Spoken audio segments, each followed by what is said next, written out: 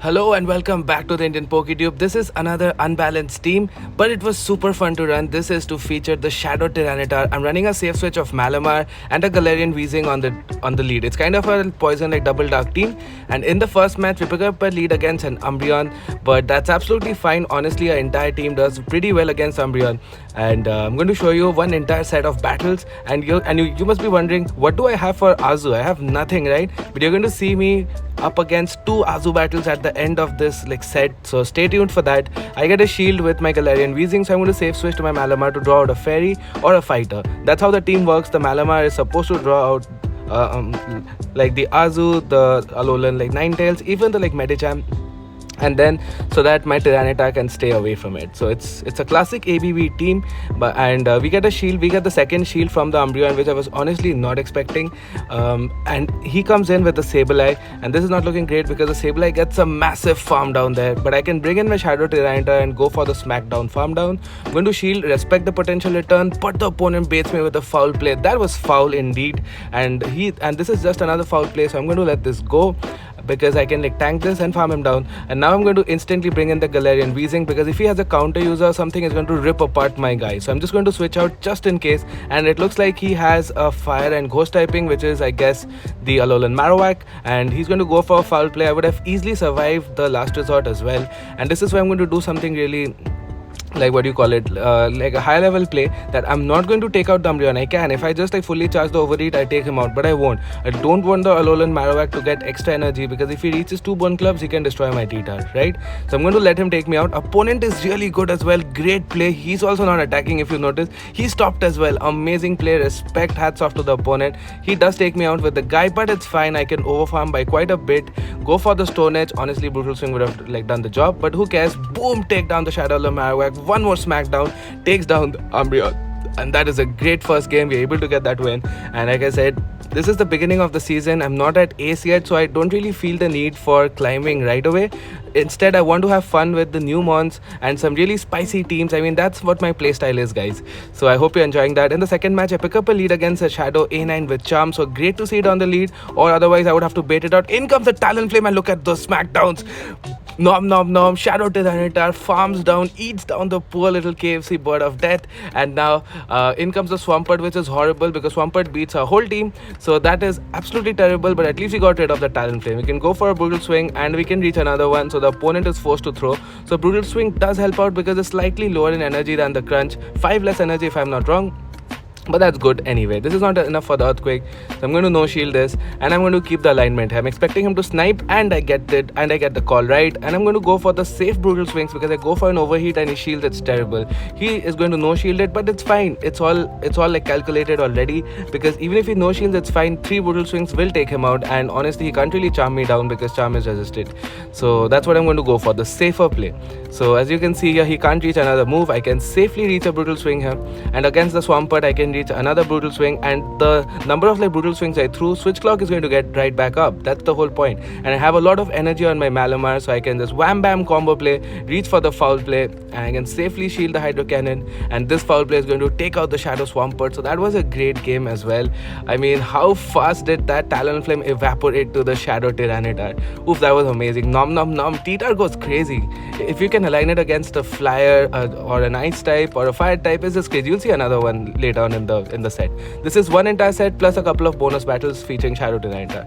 So two matches, 2 wins so far at rank 16. Let's see how the third game is. It's up against a Deoxys. Well, what I thought I'm going to catch, but the opponent switches out to a Shadow, to a regular Wall Rain, which is fine with me.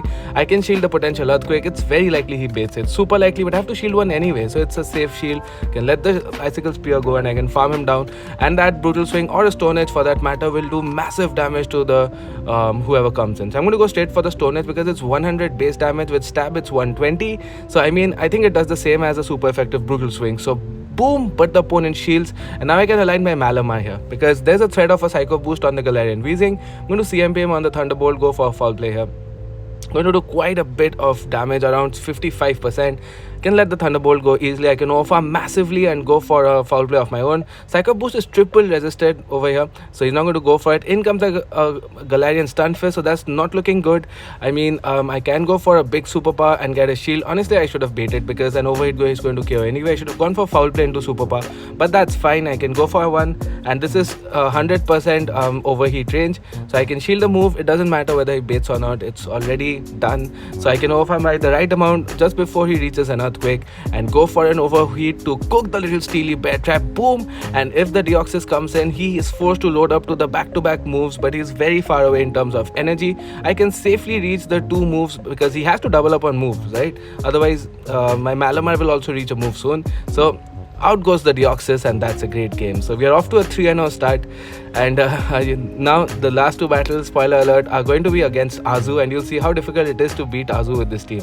Well, no spoilers, but you're going to see. I'm going to play it out and you'll see it's like doable. It's not impossible, it's not an instant like top left. It's very difficult, but it's doable, and I have a lot of fun trying to beat these bulky Excelmons with a fun glassy team. I just love doing that. It's a lot of fun. So anyway, pick up a lead against a Sableye. I'm going to go straight for the Brutal Swing on 7, hoping that he thinks it's a play rough, but the opponent is smart. He knows that all the Great League Galarian Weezings are not running the play rough, mostly at least. So I can shield the potential return. He does bait me here, which is fine because this Brutal Swing will KO him, so I'll get my shield back anyway. Yep, and I do get it back, and I'm going to try to catch the return on the mana bar because I feel he might be weak to my Galarian Weezing in the back as well. So I'm going to catch the potential return, but he goes for a foul play, builds back up to another foul play here, and switches out to the Azu. So this is absolutely horrible. I'm not running the Hyper Beam. I wish Malamar could learn 3 moves. I mean, but the opponent is going for a very ambitious farm down, which is going to allow me to go for at least 3 foul plays, if not more. I'm hoping to make a 4th one, but I'm not sure if I can. So this is my 3rd foul play.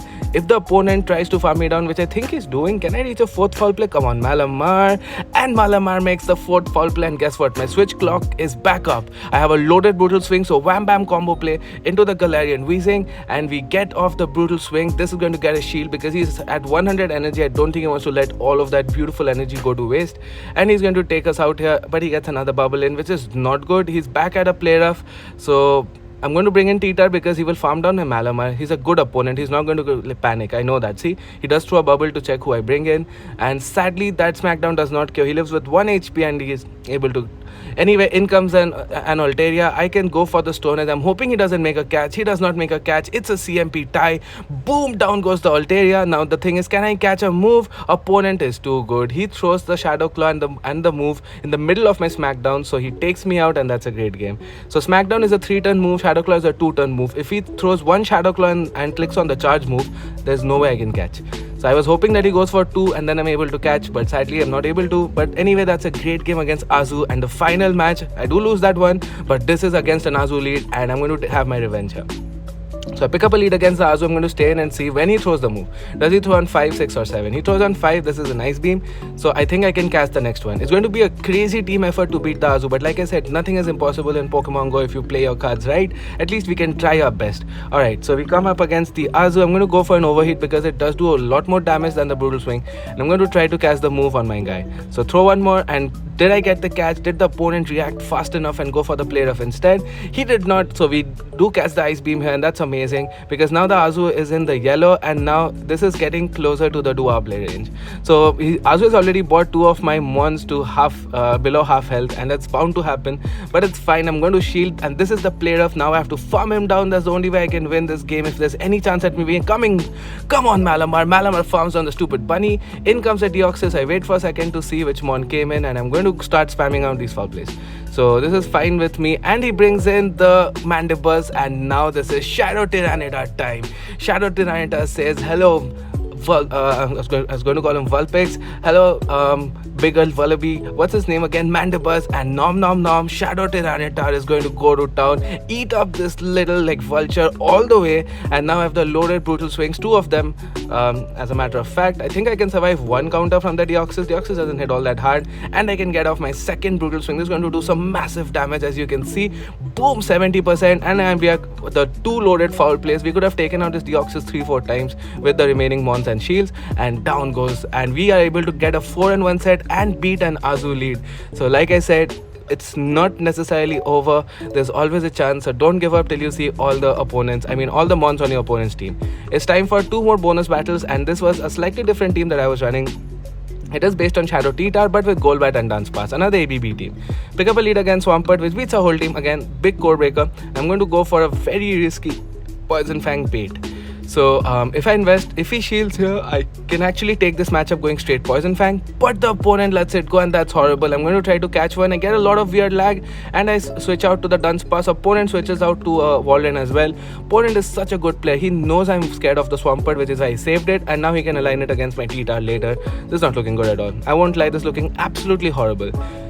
So the Walden goes for the Earthquake. I can overfarm it 3 rollouts. That's just before he reaches his next Icicle Spear. And I'm going to go for Rock Slide. I'm hoping he shields this so I can get some sort of advantage. But he does not. Opponent is just too good. Going to go for a Drill Run here. Luckily, he lets me reach it. So at least I can get a shield back. I was hoping that I can combo play. But sadly, he throws the move before I can snipe him with my Golbat. Looking horrible here. Takes us out. I can bring in the Golbat, go straight for Poison Fang and lose CMP. I'm going to shield. I cannot have my Shadow Titar on this. I'm just hoping that the last one is something Shadow Titar can take care of because his lead is so strong against it. There's a high chance it will be weak. And I'm going to switch to Shadow and it's the Shadow Charizard. 2 smackdowns did 75% damage.